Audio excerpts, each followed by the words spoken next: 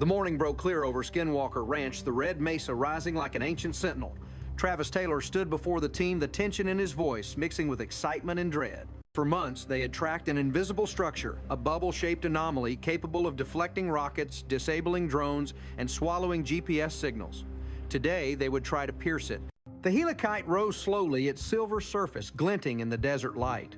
Suspended beneath it, a payload of sensors pulsed with data streams. For a moment, everything was calm.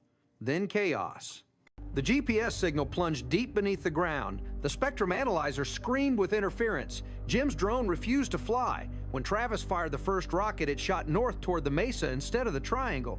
The second veered south as if sliding off an unseen wall. In the command center, the monitors flickered with static and Eric's face drained of color. "It's like the air itself is alive," he whispered. Over the following days, the data confirmed the impossible, a boundary thousands of feet wide that distorted electromagnetic fields and even physical motion. Determined to test the southern perimeter, the crew trekked to Dry Gulch Creek. Their kayaks carried sonar tri-field meters and cameras, but once inside the bubble's edge, every device failed. Readings dropped to zero. The water felt still unnaturally quiet. When Jim forced his drone to fly, it recorded bursts of corrupted data exactly along the invisible membrane.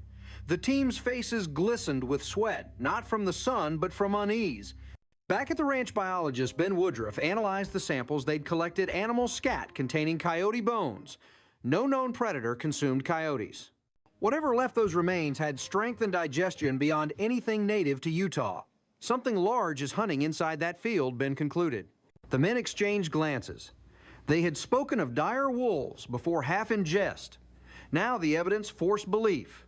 The bubble not only bent physics, it sheltered life from another time.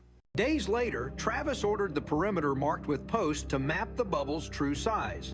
While placing markers at the western edge, Caleb stumbled on a sealed yellow bottle, the same GPS capsule lost in 2021 during an aerial drop. It had reappeared right at the bubble's edge intact, as if the unseen wall had caught it and guided it down gently. Minutes later, another bottle surfaced at the southern boundary. Coincidence was no longer possible. Meanwhile, drilling resumed at the mesa, where ground-penetrating radar had revealed buried anomalies.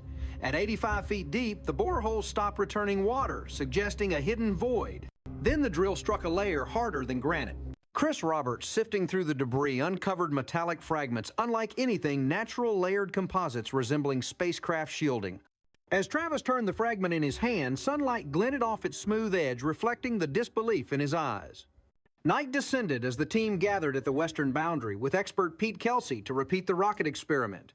Cameras rolled. The desert wind fell still. 5, 4, 3, 2. The rocket ignited, slicing through the dark until it abruptly bent off course, curving away like metal repelled by magnetism. Jim's drone hovered nearby, then froze midair, refusing to move forward. "It's like it hit a wall," Jim muttered. On the monitors, Eric detected the same mysterious 1.2 gigahertz signal again. No transmitter was active. Something was responding. Then a glowing sphere appeared beside the drone, a silent observer. In seconds, it vanished. Reviewing the footage later, Eric discovered the drone's GPS had registered a 200-foot backward displacement in less than 2 seconds. No wind, no mechanical error, a push. The bubble had literally shoved the drone away. Travis exhaled, the reality sinking in. They were dealing with a force capable of interacting with matter. The next day, data visualizations revealed the bubble's geometry, a perfect sphere about 2,000 feet in radius. Inside, physics broke down. Signals bent. GPS inverted. Gravity seemed to flex. As they debated what it meant, Thomas radioed from the mesa, "I'm hitting something harder than granite." Minutes later, Chris found more metallic shards.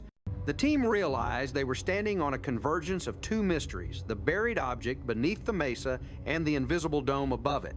Could they be part of one structure, perhaps ancient, perhaps not of this earth? As night fell, lasers crossed the desert sky to map the bubble's boundary. For a brief moment, the beams illuminated something, an outline shimmering against the darkness, then flickered out as if swallowed. "Lasers just went out," Eric said over the radio. Something flew through them. On screen, a faint streak passed between the beams, too fast to identify. Silence followed, broken only by the wind whispering across the field. Travis turned to the team. "We're standing on a mystery that connects air, ground, and time itself," he said. And whatever's inside that bubble doesn't want to be found. They looked out toward the mesa, glowing faintly under the moonlight, the red rock, now a monument to the unknown. Somewhere beyond the reach of their instruments, the bubble pulsed a live, ancient waiting. The episode ended not with answers, but with a sense of awe and dread. The ranch was watching them back,